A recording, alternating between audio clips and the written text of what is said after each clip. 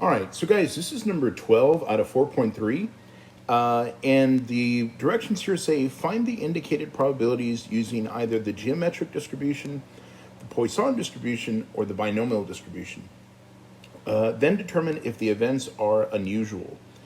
If convenient, use the appropriate probability table or technology to find the probabilities. So our problem says 69% of U.S. adults oppose hydraulic fracturing or fracking as a means of increasing production of natural gas and oil in the United States. You randomly select 6 adults, find the probability that the number of U.S. adults who oppose fracking as a means of production of natural gas and oil in the United States is exactly 2, less than 4, or at least 3. Okay, so the first thing we need to do here is we need to figure out, is this a geometric, is it a Poisson, or is it a binomial distribution? Okay, so what I did is I pulled up the notes from chapter 4. So here's a binomial distribution. This is an example of a binomial distribution. It says binomial experiment satisfies the following conditions. It says the experiment is fixed for a number of trials where each trial is independent of others. There are only 2 possible outcomes of interest for each trial, success or failure. Let's see, the probability of success is the same for each trial. So let's take a look here. It says, I'm going to kind of scooch all the way down here to the bottom. It says you take a multiple choice quiz that consists of 10 questions. Each question has 4 possible answers, only one of which is correct. To complete the quiz, you randomly guess the answer to each question, and the random variable represents the number of correct answers. Okay, so that's binomial. Okay, let's see, geometric. Geometric is saying that a trial is repeated until a success occurs. Repeated trials are independent of each other. The probability of success is the same for each trial, and the random variable x represents the number of the trial in which the first success occurs. So I always think this is a really great example of understanding a geometric distribution. It says Tony Parker, he used to play for the Spurs, makes a free throw shot about 80% of the time. Find the probability that Tony makes his first free throw shot on his 3rd or 4th attempt. Okay, so that's not what we're dealing with here, right? We're not trying to figure out how many tries is it going to take in order for this thing to work. So I know it is not geometric, okay? And Poisson says the experiment consists of counting the number of times X an event occurs in a given interval.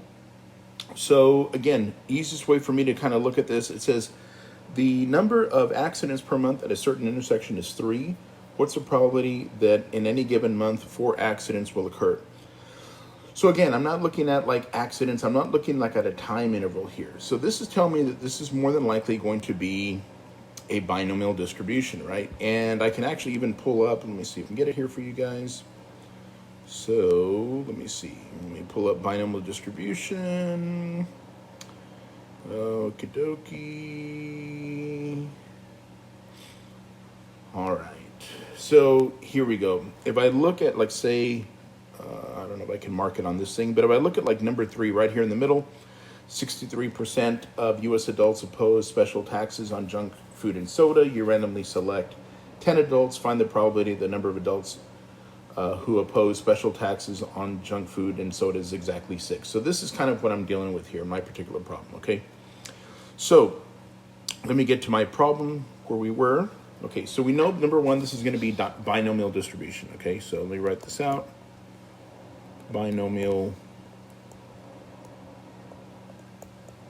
distribution.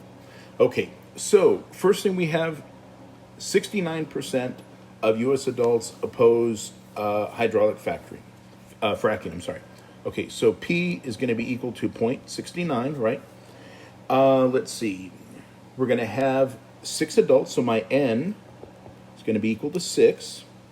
And we're looking for exactly 2. So my X here is going to be equal to 2. So guys, remember, this is when I'm going to go binomial. Oops, not even spelling binomial right. Let's see, here we go. Binomial Pdf, right? And just to give you a heads up, so like I'm going to get my calculator going here for you all, and I'm going to clear this out. I'm going to go second and vars And here we go, Binomial PDF. It's choice A, kind of towards the bottom here. And let's see. So if you notice here, it says number of trials and then P and then X, right? So it's the number of trials and then P and then X. So all I'm really going to do here, guys, Binomial PDF. My N was the number 6. My P was 0.69 and my X is 2. This is exactly what I'm going to type in, okay? So let me see. Come back here. 6, comma, 0.69, comma, 2. Hit enter. Okay, so I'm coming up with 0.06595. So 0.0695. Oops, already forgot what the number was. Sorry. 955, and I think I'm supposed to round to 4 decimal places. So that's actually going to give me 0.660, right? 0.0660, right? And it's telling me to go to 3 decimal places, which is still going to be the same thing. Okay, so what I'm going to do is I'm going to come back to the problem. Where was it? Go. So 0.066, and I'm going to hit enter. And whoo, we got the first part right. Excellent.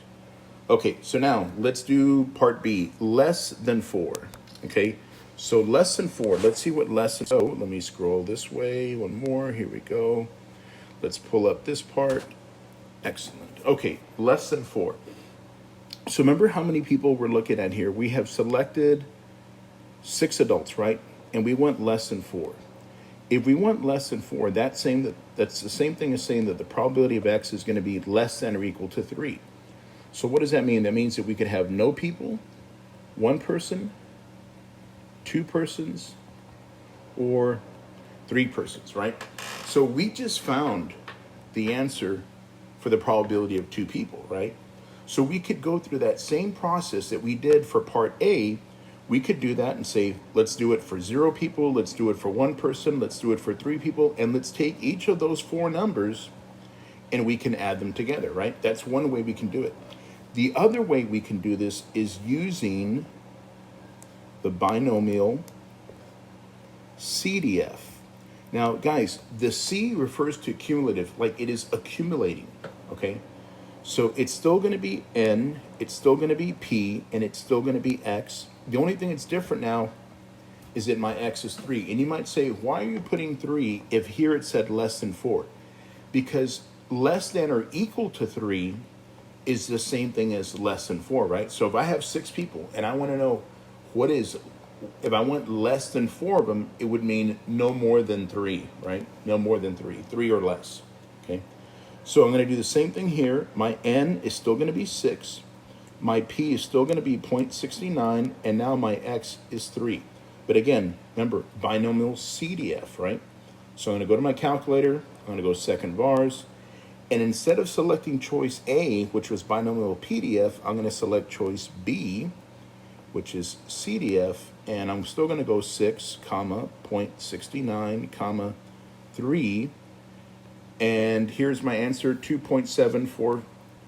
So equals 2.74. I'm still going to 3 decimal places, right? So I'm going to come back to this thing right here. And I'm doing this here, guys, in real time, so you can see that I'm not just poking you in the eyes and making up stuff. Woo! I would have been real embarrassed if it would have not worked, right? Hee hee. Okay. And at least 3. So now let's figure out what at least 3 means. So we got one more slide to do. Let's do it to it. Okay, at least 3. Think about what the term at least 3 means, right? At least 3 means 3 or more.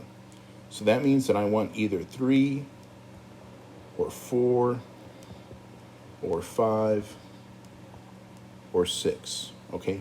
And so I could do like what we did for the first choice, right? I could do binomial PDF, and I would do it those 4 times, and I would add each of those numbers up, okay?